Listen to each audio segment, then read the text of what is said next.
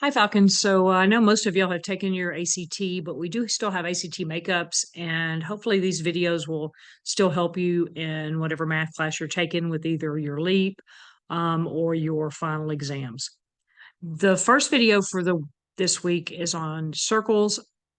Both of them are on circles this week, but I actually called this one just general knowledge because it's a couple of different types of questions concerning circles.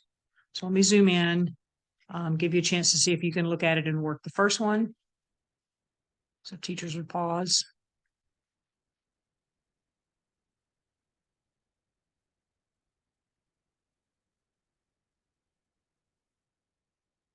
Okay, now I'll scoot it up so you guys can hopefully see and work the second one.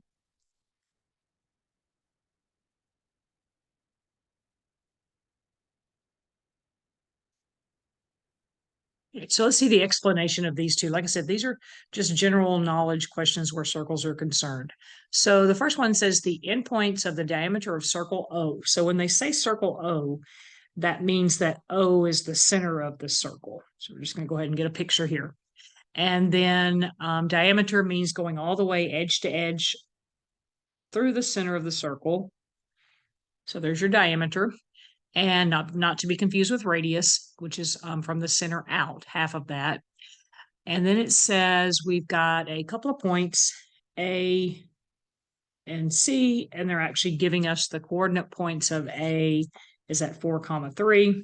We don't really need to worry about having a grid here, though. The other point is -9, -2. And they're actually wanting to know the center of the circle. They only want to know the y coordinate of the center of the circle, but I'm going to go ahead and work out the x and the y, and then we'll just pick out the y, just so you can see both in case they ask you. So we've already talked about midpoint in the past, and the midpoint formula is add your x's and divide by 2. So the x's are the first number in the coordinate. So there's my x value. And of course, the y value is the other two, the second in the coordinate. You'll be careful if you put this in a calculator, you do have to close parentheses to make sure the calculator gives you the right answer. No need really to pick up a calculator in my mind. This is a -5 when we add the top over 2. This is +1 over 2. That would be the center if they wanted it in an XY coordinate. But since they just said the Y, that would be H. So again, a circle problem, but not really. Really, this was just a midpoint problem in disguise. Okay, let's go up to number 58.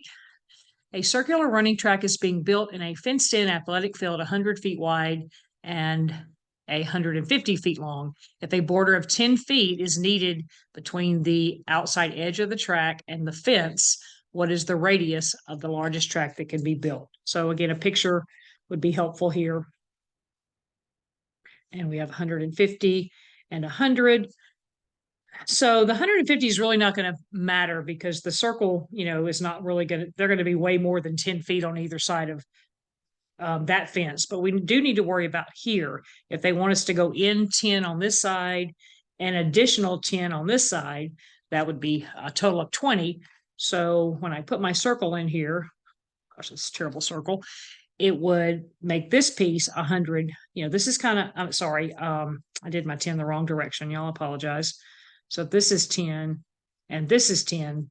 Again, this is going to be way more than 10 on those two sides, and we don't care. We just need a minimum of 10 here and here. That's going to make this part, which is the diameter, 80, because we have 100 and we're subtracting 20. So that would be 80, but that's the diameter. And we talked just a minute ago about how the radius is from the center out. So half of 80 would give us our answer. Our answer would be F, 40.